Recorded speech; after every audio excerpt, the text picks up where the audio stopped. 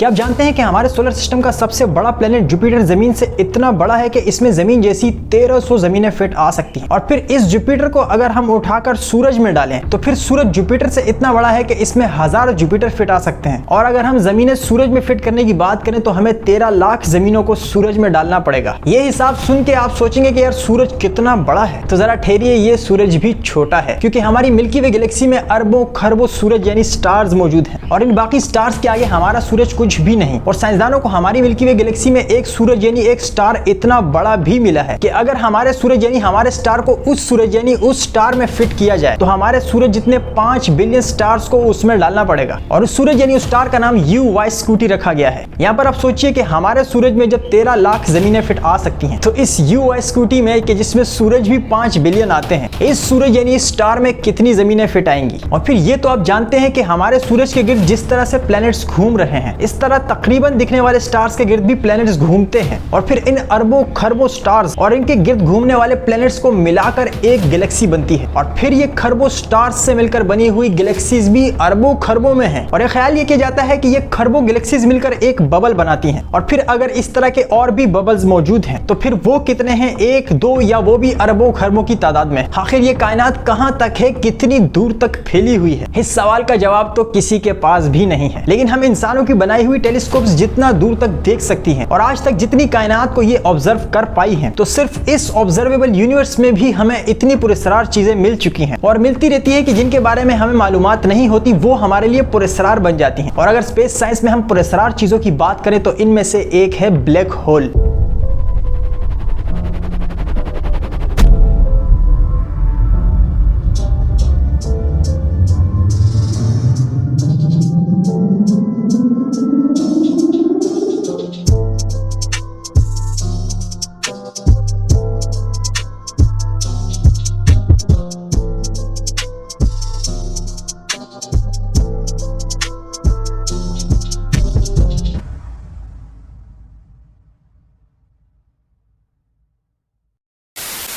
ये black hole ऐसी चीज है कि जिसे साइंस में भी पुरस्कार माना जाता है और इसकी वजह यह है कि इसकी ज्यादा मालूमात हमें अब तक नहीं है, क्योंकि ये ब्लैक होल बहुत खतरनाक हैं और अपने करीब आने वाली किसी भी चीज को बहुत तेजी से अपनी तरफ खींचते हैं। ये नजर भी नहीं आते, बस ऐसा दिखता है कि एक ब्लैक धब्बा है या फिर कोई काला सुराख जैसा दिखाई देता है। लेकिन जब इस ब्लैक धब्बे या फिर इस ब्लैक चीज की तरफ कोई भी चीज बढ़ती है तो वहां जाकर वो गायब हो जाती है, पता नहीं लगता कि वो चीज गई कहां। अब चाहे वो कोई भी चीज हो, प्लेनेट हो या फिर स्टार्स, लेकिन अगर ये ब्लैक होल की तरफ गया तो फिर इसका वापस आना नामुमकिन है। अच्छा, यहाँ पे आपको ये भी बता दूं कि जब रात के वक्त हम ऊपर की तरफ यानी आसमान की तरफ देखते हैं तो हमें प्लैनेट्स और स्टार्स दिखाई देते हैं। अब अगर इन स्टार्स के करीब कोई ब्लैक होल्स भी मौजूद हैं और आपको लगता है कि मैं रात के वक्त इन ब्लैक होल्स को भी देख सकूंगा, तो ऐसा नहीं होगा, क्योंकि ब्लैक होल को आप देख नहीं सकते। अब चाहे वो इन स्टार्स से काफी बड़ा ब्लैक होल भी है तो भी वो आपको नजर नहीं आएगा। और इसकी वजह यह है कि ब्लैक होल्स ना तो कोई रोशनी रिफ्लेक्ट करते हैं और ना ही कोई रोशनी जज्ब करते हैं। 18वीं 19वीं सदी में साइंसदानों को भी ये बात मालूम नहीं थी कि स्पेस में कोई ऐसी चीज भी मौजूद है कि जिन्हें हम देख नहीं पा रहा है लेकिन वो मौजूद है। तो फिर आखिर कैसे साइंसदानों के ख्याल में ये बात आई कि स्पेस में कोई ब्लैक होल नाम की चीज भी मौजूद है? ऐसा कौन सी मखलूक ने आकर बताया कि भाई ऐसी चीजें भी स्पेस में मौजूद है, जाके ढूंढ लो? हालांकि साइंसदानों ने उसे देखा भी नहीं था। तो आपको बता दूं कि इसके पीछे की सबसे बड़ी वजह यह है कि साइंसदान सोचते हैं और किसी चीज को सोचने के बाद उसके बारे में सवालात खड़े करते हैं कि ऐसा हो सकता है या नहीं, और उन सवालों के जवाब ढूंढने की कोशिश करते हैं, उन पर तजुर्बात करते हैं और फिर उस हकीकत तक पहुंचते हैं। अब अगर मैं आपसे ये पूछूं कि ऐसा पहला कौन सा साइंटिस्ट था कि जिसके मन में ये सवाल आया कि यार ब्लैक होल नाम की चीज भी स्पेस में मौजूद है, ये क्रेडिट कौन से साइंसदान को जाता है? तो इस बारे में आपका जहन यही कहेगा कि अल्बर्ट आइंस्टाइन ही वो पहला बंदा था कि जिसने ब्लैक होल की थ्योरी दी, यानी ब्लैक होल के बारे में बताया। लेकिन मैं आपको बता दूं कि आइंस्टाइन नहीं बल्कि जॉन मिशेल नाम का एक फिलोसोफर था। इस फिलोसोफर ने 1783 यानी सन 1783 में ब्लैक होल का ख्याल दिया था। उसने पहली बार ये बात की थी कि हमारे यूनिवर्स में ऐसे ऑब्जेक्ट्स भी हो सकते हैं कि उनकी एस्केप वेलोसिटी रोशनी की स्पीड से भी ज्यादा होगी और इस वजह से वो रोशनी को भी वापस नहीं जाने देते होंगे। अब आप सोचेंगे कि यार ये एस्केप वेलोसिटी क्या बला है? अगर आप एक बॉल को ऊपर की तरफ यानी आसमान की तरफ उछालते हैं तो वो बॉल जैसे जैसे ऊपर जाने लगती है उसकी स्पीड कम होने लगती है और कम होते होते एक टाइम ऐसा आता है कि वो बिल्कुल रुक जाती है और वापस जमीन की तरफ आती है, क्योंकि जमीन की ग्रेविटी यानी कशिश उसको अपनी तरफ एक ताकत से खींच रही है। लेकिन अगर आप इस बॉल को इतनी स्पीड से ऊपर उछालें और इस बॉल के जमीन से ऊपर जाने की स्पीड 11 किलोमीटर फी सेकंड रहे, मतलब एक सेकंड में वो 11 किलोमीटर का फासला पार करने लगे और इसी स्पीड से वो चलती रहे तो वो वापस जमीन की तरफ नहीं आएगी बल्कि जमीन को छोड़ देगी, क्योंकि जमीन से बाहर निकलने के लिए किसी भी चीज को 11 किलोमीटर फी सेकंड की रफ्तार चाहिए, तब ही ये जमीन से बाहर निकल सकती है, वरना जमीन की ग्रेविटी इसको अपनी तरफ खींच लेगी। तो जमीन को छोड़ने के लिए 11 किलोमीटर फी सेकंड की जो स्पीड चाहिए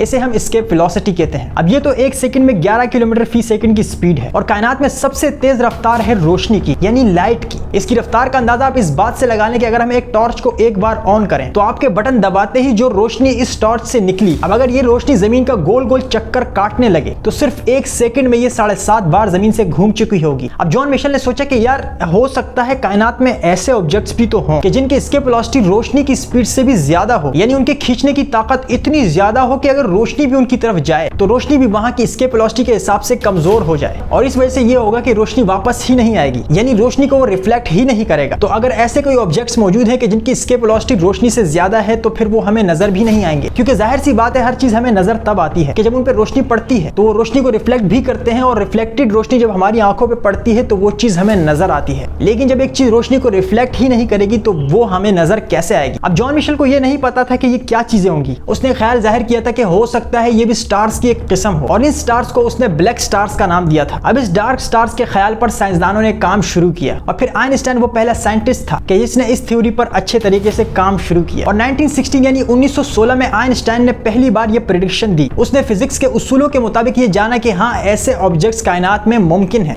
और फिर आइंस्टाइन ही ने कई सालों बाद 1939 यानी 1939 में इस थ्योरी को फिजिक्स के उसूलों के मुताबिक बाकायदा साबित भी किया। लेकिन फिजिक्स में बताने के बावजूद भी हमने इसको स्पेस में देखा नहीं था। लेकिन फिर 1974 यानी 1974 में पहली बार 2 अमेरिकन एस्ट्रोनॉमर्स ने रेडियो टेलीस्कोप्स का इस्तेमाल करते हुए हमारी मिल्की वे गैलेक्सी के बीच में एक जगह को पॉइंट किया कि हमें गैलेक्सी के इस जगह पर एक ब्लैक सा धब्बा यानी एक ब्लैक डॉट दिखाई दिया है और इस ब्लैक डॉट पर उनका यह शक था कि यह हमारी मिल्की वे गैलेक्सी का मेन ब्लैक होल है। आपको बता दूं कि हर गैलेक्सी के बीच में एक बड़ा ब्लैक होल होता है जिसे गैलेक्सी का सेंटर ब्लैक होल कहते हैं, लेकिन तब भी ये ब्लैक होल कैप्चर नहीं हुआ था। लेकिन ये बात कंफर्म जरूर हो गई थी कि ब्लैक होल्स वाकई मौजूद हैं और बिलाखिर सिर्फ कुछ साल पहले साइंसदान इस काबिल हो गए कि एक ब्लैक होल की तस्वीर भी ले ली और ये तस्वीर दूर नहीं बल्कि 2019 में ही ली गई। ये जो स्क्रीन पे आप तस्वीर देख रहे हैं ये ब्लैक होल की एक ओरिजिनल तस्वीर है। आप सोचेंगे कि यार मैंने कहा कि ये तो रोशनी रिफ्लेक्ट ही नहीं करते तो फिर ये तस्वीर कैसे बन गई। तो जैसा मैंने बताया कि ये ब्लैक होल्स इतने खतरनाक हैं कि इसकी तरफ अगर कोई भी चीज चली जाए ये अपने अंदर गायब करती है। अब चाहे वो कोई प्लेनेट हो या फिर कोई स्टार्स। सो स्टार्स तो खुद की रोशनी बनाते हैं, लेकिन जब ये स्टार्स किसी ब्लैक होल के करीब जाते हैं तो वो ब्लैक होल इन स्टार्स को बहुत तेजी से अपनी तरफ खींचता है और ये ब्लैक होल बहुत तेजी से इस स्टार को अपने अंदर घुमाते हुए गायब करते हैं। सो जब ये स्टार इस ब्लैक होल के करीब जाने लगता है, हमें बीच का नहीं पता होता कि बीच में क्या है, लेकिन साइडों पर जो रोशनी गायब होने लगती है उस गायब होती हुई रोशनी की वजह से हमें ये पता लगता है कि यहाँ पर कुछ तो मौजूद है। अब जो तस्वीर आप स्क्रीन पे देख रहे हैं ये भी कुछ ऐसी ही तस्वीर है। अब चले ये बात तो 100% कंफर्म हो गई कि ब्लैक होल्स मौजूद हैं, हमने तस्वीर भी ले ली और हम बहुत सारे ब्लैक होल्स को नोट भी कर पाए हैं। लेकिन आप सोचेंगे कि यार क्या खतरनाक है, इन ब्लैक होल्स में ज्यादा किसी स्टार्स को खा जाते हैं। लेकिन मैं आपको बता दूं कि हमारा सूरज भी तो एक स्टार ही है और हमारी कायनात में बहुत सारे ब्लैक होल्स हैं। अब अगर इनमें से कोई एक भी ब्लैक होल हमारे सूरज के करीब आ गया तो वो ब्लैक होल हमारे सूरज को इन सारे प्लैनेट्स के साथ खा जाएगा, क्योंकि हमारे सूरज से भी कई लाइट ईयर्स की दूरी पर कुछ ब्लैक होल्स मौजूद हैं। अब ये ब्लैक होल्स हमारे सूरज से कितने दूर हैं और क्या हमारे सोलर सिस्टम को इन ब्लैक होल्स की तरफ से कोई खतरा है?